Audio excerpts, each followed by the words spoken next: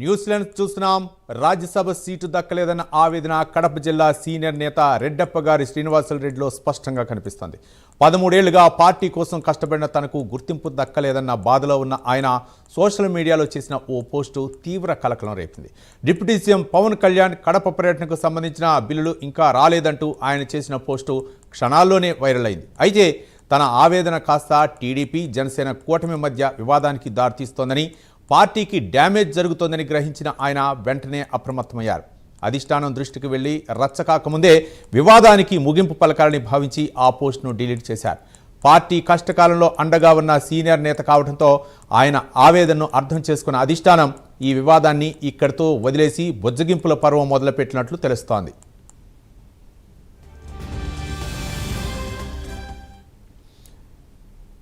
Rajya Sabha seat దక్కకపోవడంతో ఆవేదన వ్యక్తం చేస్తున్నారు కూటమిలో నాయకులు. దీనిపై మరింత సమాచారం మా కరెస్పాండెంట్ సుధీర్ అందిస్తారు. సుధీర్,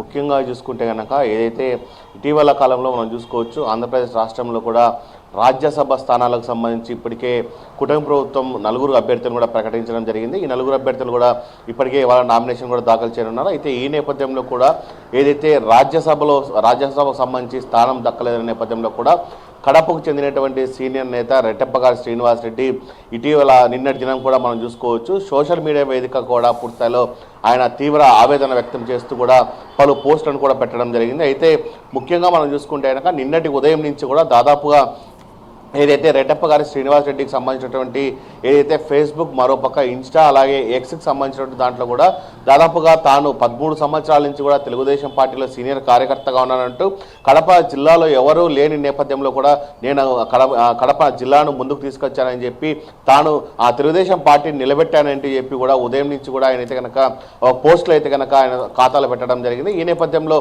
ఆ పోస్టులు కూడా మొత్తంగా వైరల్ అయిన పరిస్థితి ఉంది. దాని తర్వాత కూడా తనకు రాజ్యసభ రానందు వల్లనే నేను పూర్తిస్థాయిలో కూడా మనస్తాపం చెందుతానని చెప్పి ఆయన చెప్పడం జరిగింది. అయితే ఇదే మనస్తాపంలో కూడా ఆయన అయితే కనుక పూర్తిస్థాయిలో కూడా రాష్ట్ర డిప్యూటీ సీఎం పవన్ కళ్యాణ్కి సంబంధించినటువంటి ఆయన పైన కూడా పూర్తిస్థాయిలో ఆయన అయితే కనుక ఒక పోస్టు పెట్టడం జరిగింది. ఏదైతే ఇటీవల రాష్ట్రంలో కుటుంబ ప్రభుత్వం ఏర్పడిన తర్వాత మొట్టమొదటిసారిగా కూడా పవన్ కళ్యాణ్ కడప జిల్లాకు ఇచ్చేయడం జరిగింది. ఆ కడప జిల్లాకు ఇచ్చేసిన భాగంలో కూడా ఏదైతే నగరంలో ఉన్నటువంటి మున్సిపల్ హై స్కూల్లో కూడా స్మార్ట్ కిచెన్ సంబంధించి ఓపెనింగ్ వచ్చారో, అలాగే చిన్నపిల్లలకు సంబంధించి వాళ్ళతో భోజనం చేసేందుకు కూడా ఆ కార్యక్రమానికి డిప్యూటీ సీఎం పవన్ కళ్యాణ్ రావడం జరిగింది.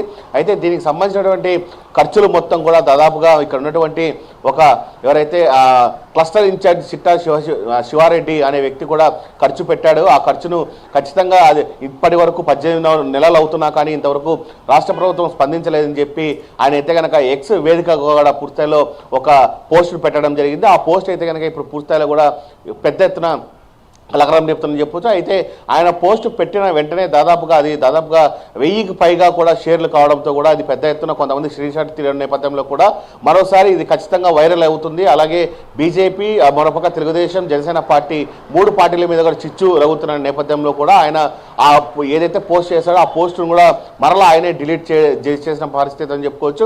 ముఖ్యంగా ఈ పోస్ట్ అయితే కనుక పూర్తిస్థాయిలో అటు చంద్రబాబు నాయుడు కావచ్చు, పవన్ కళ్యాణ్ కావచ్చు, మరోపక్క బీజేపీ కావచ్చు, ఈ 3 పార్టీలకు సంబంధించిన నేపథ్యంలో కూడా చిచ్చు రేగుతుంది. ఇది ఖచ్చితంగా ఇరు పార్టీలకు సంబంధించిన దానిపైన కూడా పెద్ద రచ్చ జరుగుతున్న నేపథ్యంలో ఆయన తెలుసుకొని ఈ పోస్ట్ అయితే డిలీట్ చేయడం జరిగింది. అయితే ఈ వ్యవహారాన్ని తెలుగుదేశం పార్టీ ఏ విధంగా తీసుకుంటుంది ఏందన్న పైన కూడా పెద్ద ఎత్తున కూడా చర్చ జరుగుతుందని చెప్పుకోవచ్చు. కేవలం ఒక రాష్ట్ర డిప్యూటీ సీఎం పైనే ఇలా పోస్టులు పెట్టడం పైన కూడా అటు మరో పక్క జనసేన పార్టీ నేతలు కూడా పూర్తిస్థాయిలో మండిపడుతున్న పరిస్థితి ఉంది. అయితే ఖచ్చితంగా ఏదైతే రెడ్డప్ప గారి శ్రీనివాసరెడ్డి పెట్టినటువంటి పోస్టు ఖచ్చితంగా ఆయన క్షమాపణలు కోరుతూ కూడా ఖచ్చితంగా ఆయన మరో పోస్ట్ పెట్టాలని చెప్పి జనసేనకు సంబంధించిన నాయకులు కూడా కోరుతున్న పరిస్థితి ఇక్కడ మనం చెప్పుకోవచ్చు. Ravi, right, thank you Sudheer.